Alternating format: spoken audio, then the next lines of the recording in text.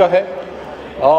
ان سردیوں میں محترم ڈپٹی اسپیکر صاحب، مردان بالخصوص پورے خیبر پختونخوا میں، لیکن میرا اپنا جو علاقہ ہے N23 مردان، ساتھ میں 2 اور بھی حلقے ہیں، مجاہد خان صاحب کا حلقہ ہے اور عاطف خان صاحب کا اور میرا، وہاں سر بجلی اور سوئی گیس کا بہت بڑا ایشو ہے۔ خاص کر ان سردیوں میں سوئی گیس یا تو ہوتی نہیں ہے، اور اگر ہو تو پریشر اتنا کم ہوتا ہے۔ اور ایک اور بھی سر مینس سا ایشو ہے، میں بھی آپ کی طرف بھی ہو، کہ سوئی گیس کے لیے لوگوں نے وہ کمپریسر سے لگائے ہوتے ہیں، پریشر کم ہوتا ہے، تو کمپریسر کی وجہ سے جو تھوڑی بہت آ رہی ہے وہ اس کو ڈپارٹمنٹ کو کمپریسر پہ بھی چیک رکھنا چاہیے۔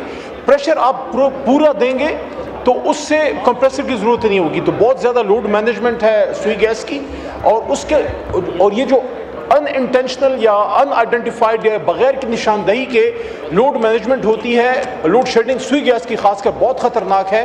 لوگ ان کے ہیٹرز کھلے رہ جاتے ہیں، یا آپ کے جو گریزرز ہیں وہ بند ہو جاتے ہیں اور اچانک گیس آ جاتی ہے، جس طرح بھی آپ نے اسلام آباد میں دیکھا، بڑا افسوسناک واقعہ ہوا، اللہ ان سب کی مغفرت فرمائے، 11 بندے شہید ہوئے ہیں فیملی کے۔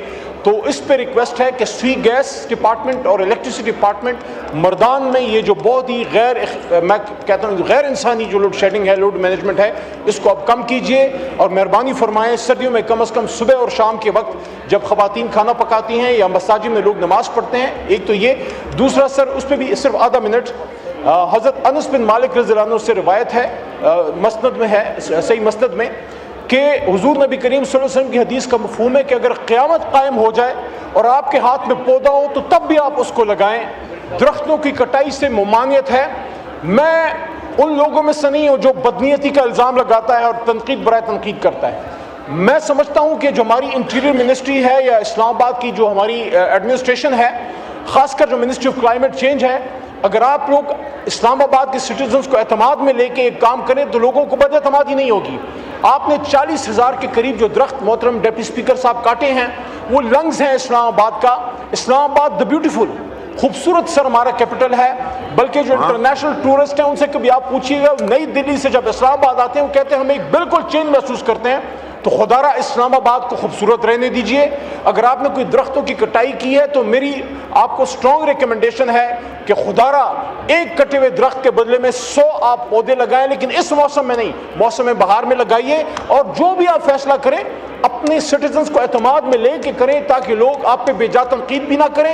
اور اگر کوئی ٹریز ملبری کو آپ ریپلیس اگر کر رہے ہیں تو باقی جو 50 اور 100 سال کے پرانے درخت آپ نے پھر ان کو کیوں کاٹا ہے؟ ان بیچاروں کا کیا قصور ہے؟ تو میں سمجھتا ہوں آخری بات، منسٹر آف کلائمیٹ چینج یا انٹیریئر منسٹر صاحب یہاں آ کے اس صاحبان کو اعتماد میں لیں کہ کتنے درخت کٹے، کس کی اجازت سے کٹے، اور ملبری یعنی شہتوت کے علاوہ باقی کیوں کٹے، اور اب آپ کا پلان کیا ہے ان کو ریپلیس کرنے کا، کیونکہ اسلام آباد کی خوبصورت ہی اس کے درخت ہیں۔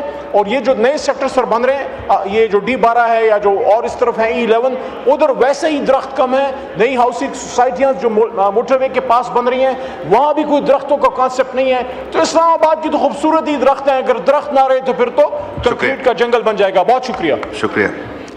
شازیہ مری صاحبہ آن پوائنٹ آف آرڈر۔